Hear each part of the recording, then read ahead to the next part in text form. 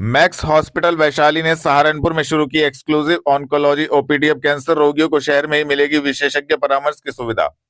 Max super speciality hospital Vaishali ने सहारनपुर के मरीजों के लिए महत्वपूर्ण पहल करते हुए डॉक्टर अंकुर उपाध्याय क्लिनिक में एक्सक्लूसिव ऑन्कोलॉजी ओपीडी सेवाओं की शुरुआत की है। उद्घाटन मैक्स हॉस्पिटल के oncology and head and neck surgery विभाग की सीनियर कंसल्टेंट डॉक्टर ख्याति भाटिया की उपस्थिति में बुधवार दोपहर 3 बजे हुआ। डॉक्टर ख्याति भाटिया हर माह के पहले और तीसरे बुधवार को सुबह 11 बजे से दोपहर 2 बजे तक क्लिनिक में उपलब्ध रहेंगी। यहां कैंसर रोगियों को प्राथमिक परामर्श एवं फॉलोअप कंसल्टेशन मिलेगा। डॉक्टर ने कहा कि कैंसर के शुरुआती लक्षणों को नजरअंदाज करने से बीमारी उन्नत उस अवस्था में पहुंच जाती है। जीवन शैली बदलाव, सेल्फ एग्जामिनेशन और समय पर जांच जरूरी है। ओरल, हेड और नेक कैंसर में रोबोटिक सर्जरी कारगर है, लेकिन समय पर निदान ही जान बचाता है। इस ओपीडी से मैक्स हॉस्पिटल ने सहारनपुर और आसपास के क्षेत्रों तक अत्याधुनिक चिकित्सा पहुंचाने की प्रतिबद्धता दोहराई है।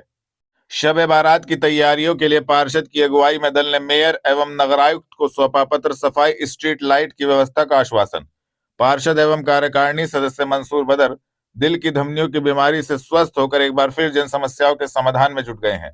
आगामी 3 फरवरी को शब बारात को देखते हुए उनकी अगुवाई में पार्षद दल ने मेयर डॉक्टर अजय सिंह, नगरायुक्त शिवपुरी से मुलाकात कर नगर और 32 गांवों के कब्रिस्तानों की सफाई, झाड़ी कटाई, स्ट्रीट लाइट, सामुदायिक शौचालय की मरम्मत एवं पानी के टैंकरों की व्यवस्था के लिए बुधवार शाम 4 बजे पत्र सौंपा। देखिए, मैं साहिब भाई, मैं अभी स्वास्थ्य लाभ लेके हार्ट की प्रॉब्लम थी मुझे, 2 मेरे स्टंट डले, एंजियोप्लास्टी हुई और मैं आज मेयर साहब और नगर साहब से इसलिए मिलना हुआ कि कल कुछ लोग मेरे से मिलने के लिए आए और बताया कि तमाम कब्रिस्तानों का बहुत बुरा हाल है, खासकर दबनी वाला कब्रिस्तान, मुझसे भी ऊंची ऊंची घास हो रही है, एक भी लाइट नहीं जल रही है। हमारे द्वारा 4 16 हाई मास्क लाइट लगवाई गई थी, काम करने वाले पार्षद दल की ओर से एक बड़ी हाई मास्क लगवाई गई थी, वो चोर चुरा के ले गए थे। बाहर सार्वजनिक शौचालय की तमाम व्यवस्थाओं के लिए, उद्यान विभाग से सफाई के लिए, झाड़ जंकार कटाव के लिए, 200 लाइट्स के लिए, बड़ी हाई मास्क लाइट को ठीक कराने के लिए और तमाम नगर और 32 गांव के जितने कब्रिस्तान हैं, चाहे हाजी शाह कमाल हो, मानक मऊ हो, गोटे शाह साहब हो, शाहनूर साहब हो, कलंदर शेर साहब हो, गोरे खरीफा हो, स्टार पेपर मिल वाला हो, धोबी वाला हो, तमाम दूधली हो, मानक मऊ हो, तमाम कब्रिस्तानों की सफाई के लिए, स्ट्रीट लाइट के लिए, पानी की व्यवस्था के लिए, रास्ते के लिए मेयर और नगर आयुक्त साहब से मिलना हुआ। नगर आयुक्त साहब ने तुरंत अधिकारियों को आदेशित कर दिया है और इंशाल्लाह कल से ही आप इसमें परिवर्तन देखेंगे। कल से इंशाल्लाह इन चीजों में आप देखेंगे कि बहुत तेजी के साथ यहाँ काम होने का काम होगा और 3 तारीख तक इंशाल्लाह नगर और 32 गांव के लोगों को कब्रिस्तानों में, मस्जिद और मदरसों में बेहतर व्यवस्था, साफ सफाई की मिलेगी। नगीना से सांसद चंद्रशेखर आजाद का सीएम योगी को पत्र। रविदास जयंती पर सहारनपुर में शोभा यात्रा की अनुमति दें। आजाद समाज पार्टी के नगीना से सांसद चंद्रशेखर आजाद ने उत्तर प्रदेश के मुख्यमंत्री योगी आदित्यनाथ को बुधवार शाम 5 बजे पत्र लिखा है। पत्र में रविदास जी महाराज की जयंती के अवसर पर सहारनपुर जिले के कई गांवों में शोभा यात्राओं पर रोक लगने का मुद्दा उठाया गया है। सांसद ने बताया कि इन गांवों में परमिशन न मिलने से शोभा यात्रा नहीं निकल पाती। उन्होंने सीएम से अपील की है कि सभी गांवों में अनुमति प्रदान कर शोभा यात्राएं निकालने की व्यवस्था करें। विशेष रूप से सहारनपुर नगर निगम के अंतर्गत आने वाले सड़क दूधली गांव का जिक्र करते हुए परमिशन देने की कृपा करने का अनुरोध किया गया है। गत्ता मिल गुरुद्वारा पर विवाद गहराया। स्कूल ने रास्ता खोलने की मांग की, समिति ने खारिज किए आरोप। गत्ता मिल क्षेत्र में स्थित श्री गुरु श्री अमरदास जी गुरुद्वारा को लेकर विवाद तेज हो गया है। समीप संचालित पाठशाला ने पुलिस में शिकायत दर्ज कर गुरुद्वारा को स्कूल की संपत्ति बताते हुए रास्ता खुलवाने की बुधवार शाम 4 बजे मांग की है। गुरुद्वारा समिति ने इन आरोपों को सिरे से खारिज करते हुए कहा कि यह गुरुद्वारा वर्षों पुराना है और स्कूल बाद में अस्तित्व में आया है। मामले को गुरु सिंह सभा के समक्ष रखा गया, जहां बैठक में सर्व समाज की सहमति से समाधान निकालने पर सहमति बनी। फिलहाल दोनों पक्षों के विवाद का हल आपसी बातचीत से करने का निर्णय लिया गया है। स्थानीय पुलिस मामले पर नजर रख रही है ताकि शांति बनी रहे। जीना है हमारा नीचे, हमने वो गुरुद्वारे का जीना था, तो इनको भाईबंदी से कुछ दिन के लिए इन्होंने हमारे पास एक फरियाद रखी कमेटी में कि आप हमें थोड़े दिन के लिए अपना जिन्ना यूज गुरु घर का करने दें, हमारे बच्चे बढ़ रहे हैं और हमें हमारे पास ऊपर 2 कमरे पड़े हैं, हम उसमें अपने बच्चे बिठाएंगे। हमारा अभी बजट नहीं है सरकार से, कि हम अपना जिन्ना चढ़ा सके, ना हमारे पास जगह है नीचे। तो हमने एक धार्मिक स्थल गुरु घर ऐसा है कि सबकी भावनाओं की कदर करता है, तो हमने इन्हें वो जिन्ने से अपनी परमिशन दे दी कि चढ़ने उतरने को इनके बच्चों को। अब विवाद क्या हुआ कि इस बात को चलते चलते कई साल बीत चुके और इतने साल बीतने के बाद इन्होंने अपना जिन्ना नहीं बनाया। अब पीछे काल तख्त साहब से हमें हुक्म आया कि गुरुद्वारा साहब को अपने सेफ करें आप। गुरुद्वारा साहब में जैसे कि पंजाब में कई जगह और भी घटनाएं हुई कि गुरु ग्रंथ साहब महाराज के स्वरूपों को चोरी करके आग लगा दी गई, अंग फाड़ दिए गए, तो उस चीज को काल तख्त साहब के हुक्म को हमने मानते हुए अपने जिन्ने के अंदर एक गेट लगा दिया। क्योंकि अभी प्रकरण हुआ कि अभी 15 दिन पहले 2 चोर पकड़े गए गुरुद्वारा साहब के गुल्लक तोड़ते हुए, स्कूल की तरफ से आए। वो चौकी इंचार्ज साहब हैं हमारे, हमने उन्हें पकड़ा के आए, तो उन्होंने हमें कहा कि आप अपना गुरुद्वारा साहब सेफ करें। हमने अपने गुरुद्वारे में एक गेट लगाया अभी, तो उस गेट का विवाद हो गया, तो ये कहने लगे कि हमारे बच्चे कहाँ से जाएंगे। हमने कहा, और फिर एक बेअदबी और हो रही थी कि यहाँ से लैटरिन के पैर जाते थे, लैटरिन बाथरूम के पैर जो है सचखंड में से निकल के जाते थे। नीचे हमारा सचखंड है गुरु साहब का, और हमारे धर्म में एक वो है कि हम अपने सचखंड के ऊपर पैर भी नहीं लेके जा सकते, जो हमारे धर्म की एक मर्यादा है। अब समस्या क्या हो रही है कि इनको इस बात की वो हो रही है कि इन्होंने जिन्ना क्यों बंद कर दिया। हमने कहा हमारा विवाद कोई नहीं, हमारी चीज है, हमने अपनी मोटरसाइकिल किसी को दी, हमने ले ली 2 दिन बाद, तो मोटरसाइकिल तो हमारी रही, चीज तो हमारी है, आप अपना जिन्ना चढ़ा लें, इसमें कोई विवाद नहीं है। पर इनके द्वारा क्या हुआ कि कल दबंग बुलाए गए, बदमाश बुलाए गए, हमारे भाई जी थे, हमारे गुरु ग्रंथी साहब हैं, तो 10, 15, 20 लड़के यहाँ खड़े थे, इनको पीटने के चक्कर में, हमारे प्रबंधकों को पीटने के चक्कर में। बहुत मोहल्ला हमारा, हमारे सब धर्म के लोग खड़े हैं यहाँ पे, हमारे हिंदू भाई खड़े हैं, मुस्लिम भाई खड़े हैं, सब हम समाज, सर्व समाज है, क्योंकि सर्व समाज गुरु महापुरुषों से बहुत जुड़ा हुआ था, अपने महापुरुषों के गुरुद्वारे को बड़ा मानते थे।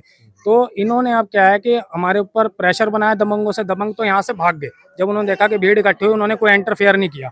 अब इन्होंने प्रशासन से हमारे यहाँ पे दरोगा साहब को भेजा, दरोगा साहब आए, इन्वेस्टिगेशन करके गए, उन्होंने कहा कि गुरुद्वारा साहब पे कोई कब्जा नहीं है, कोई किसी ने कब्जा नहीं करा स्कूल में, और गुरुद्वारा साहब के जो प्रबंधक अपनी बात कह रहे हैं 100% सच है, और आप ये अगर कोई बात है तो कोर्ट लेके जाएं, संबंध भेजें कमेटी को, कमेटी अपने पेपर सब कुछ वहां देगी। पर अब क्या है कि कुछ अधिकारी जिन प्रेशर में है, दबाव में है, वो हमारे यहाँ रोज जीप पे लेके आ रहे पुलिस की, वो हमारे पे दबाव बना रहे कि ये जिन्ना खोल दो आप, ये ताला तोड़ दो आप। तो हमने उन्हें भी कहा कि आप अगर आपको इसका अधिकार है तो आप ताले तोड़ दें, कोई बात नहीं, पर हम ना चाबी देंगे अपने जिन्ने की, क्योंकि हमें अकाल तख्त साहब ऊपर से, हमारी जो अकाल तख्त साहब सर्व संस्था है उसका आदेश है कि अपने गुरुद्वारा साहब सेफ करें।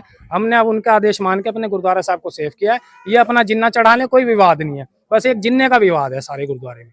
गिल कॉलोनी में एसडीए की लापरवाही से अवैध होटल जिम बन रहे क्षेत्रवासी परेशान, पहुंचे कमिश्नर कार्यालय। वार्ड 37 की गिल कॉलोनी में सहारनपुर विकास प्राधिकरण की आड़ में अवैध व्यावसायिक भवनों का निर्माण जोरों पर है। स्थानीय पार्षद गौरव कपिल ने एसडीए चेयरमैन को पत्र लिखकर शिकायत की है कि गली नंबर 2 में होटल ग्रैंड प्लाजा, जिम और रोडवेज वर्कशॉप के पास बने भवनों में पार्किंग, साइड बैंक या अग्निशमन एनओसी नहीं है। अवैध बेसमेंट पानी से भरे हैं जो ढहने का खतरा पैदा कर रहे हैं। स्थानीय पार्षद गौरव कपिल ने बुधवार दोपहर 2 बजे एसडीए पर भ्रष्टाचार और राजस्व चोरी का आरोप लगाते हुए नक्शे, फीस की जांच और दोषियों पर कार्रवाई की मांग की, अन्यथा उन्होंने आंदोलन की चेतावनी दी है। मेरा नाम गौरव कपिल है, मैं वार्ड 37 गिल कॉलोनी से पार्षद हूँ। समस्या हमारी जो है, जिसको लेके हम यहाँ पर आए हैं क्षेत्रवासियों के साथ, क्या हो रहा है पिछले कुछ वर्षों में हमारी गिल कॉलोनी जो एक आवासीय कॉलोनी है, जिसके अंदर अवैध रूप से व्यवसायिक भवनों का निर्माण मानकों के विरुद्ध होता है, जिनमें ना तो पार्किंग की व्यवस्था है, ना अग्निशमन संबंधी नियमों का पालन किया गया है।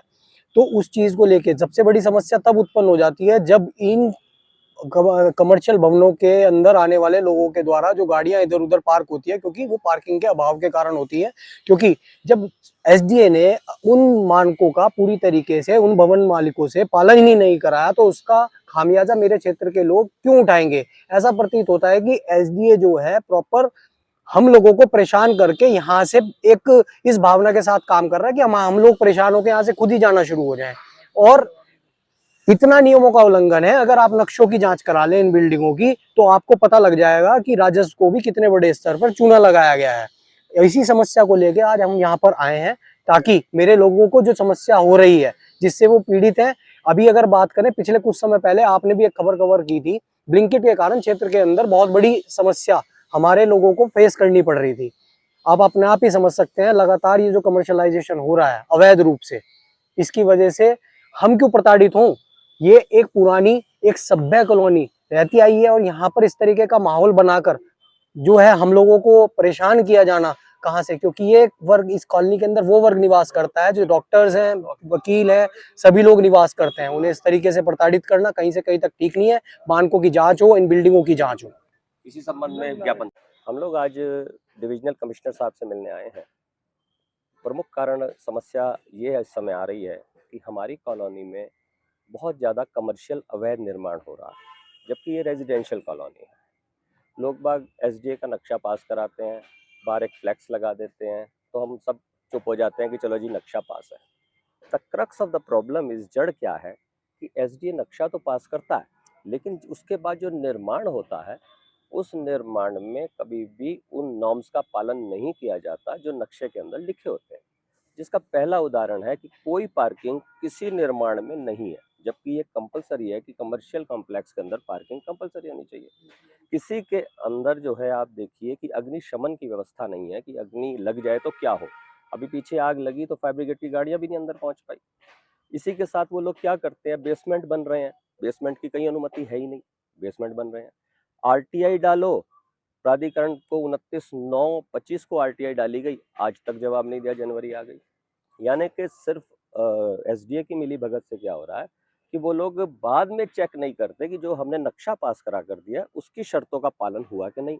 अगर सिर्फ एसडीए इतना कर ले तो कोई समस्या ही ना रहे।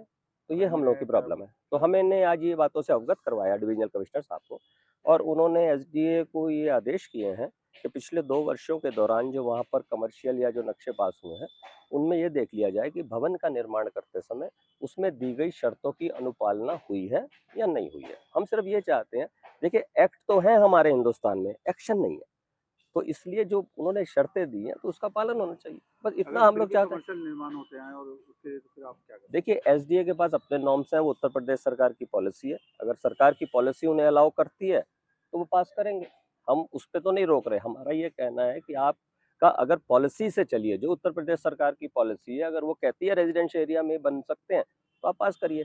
लेकिन मेन है कि आप जो है post approval of the map जब कंस्ट्रक्शन हुई उसको तो देखो जाकर, उसमें आंख मूंद लेते हैं सारे के सारे। बेसमेंट भी बन जाते हैं, 5 मंजिलें भी बन जाती हैं, पार्किंग खत्म हो जाती है। हमारे सामने की चीजें हैं कि पहले पार्किंग घोषित हुई, 1 साल बाद दुकानें बन गई। तो इन चीजों के लिए हमने कहा कि एसडीए नियमों का पालन नहीं कर रहा है, थोड़ा नियम पालन करे कि हमने नक्शा जो पास किया उसकी शर्तों की पालना कंस्ट्रक्शन में हुई या नहीं हुई। धन्यवाद। जन्म मृत्यु प्रमाण पत्रों के लिए नगर निगम ने खोली नई विंडो, महापौर एवं नगरायुक्त ने किया शुभारंभ। नगर निगम ने जन्म मृत्यु विभाग में आने वाले लोगों की सुविधाओं के लिए नगर निगम परिसर में बुधवार दोपहर 3 बजे एक नई विंडो तथा विश्राम कक्ष की शुरुआत की है। शुभारंभ महापौर डॉक्टर अजय कुमार एवं नगरायुक्त शिपू गिरी ने रिबन काटकर किया। जन्म मृत्यु प्रमाण पत्र के लिए विभाग में भारी भीड़ को देखते हुए नगर निगम परिसर में आवेदन जमा कराने के लिए नगर निगम द्वारा एक नई विंडो स्थापित की गई थी। नगर निगम परिसर में ही एक और नई विंडो स्थापित की गई है। अपर नगरायुक्त मृत्युंजय ने बताया कि इस विंडो में 2 काउंटर शुरू किए गए हैं। एक काउंटर पर वर्ष 2005 से वर्ष 2025 तक जन्म प्रमाण पत्र संबंधी कार्य संपादित किए जाएंगे, जबकि दूसरे काउंटर पर 31 दिसंबर 2025 से पूर्व तक के मृत्यु प्रमाण पत्रों से संबंधित कार्य किए जाएंगे। नवादा रोड पर पेट्रोल पंप के सामने छात्रों से मोटरसाइकिल पर मोबाइल लूटा घटनाक्रम सीसीटीवी में कैद। सीसीटीवी आया सामने। सहारनपुर में बदमाशों का आतंक बढ़ता जा रहा है। नवादा रोड स्थित पेट्रोल पंप के सामने वाली सड़क पर अज्ञात बदमाशों ने चलती मोटरसाइकिल पर सवार 2 छात्रों से उनका मोबाइल छीन लिया। लूटपाट कर बदमाश मौके से फरार हो गए। पूरी घटना पास ही में लगे सीसीटीवी कैमरे में कैद हो गई, जो सोशल मीडिया पर बुधवार दोपहर 3 बजे से वायरल हो रही है। सूचना मिलते ही पुलिस ने मौके पर पहुंचकर जांच शुरू कर दी है। पीड़ित छात्रों के बयान दर्ज कर बदमाशों की तलाश तेज कर दी गई है। इलाके में सुरक्षा व्यवस्था बढ़ाने की मांग उठ रही है।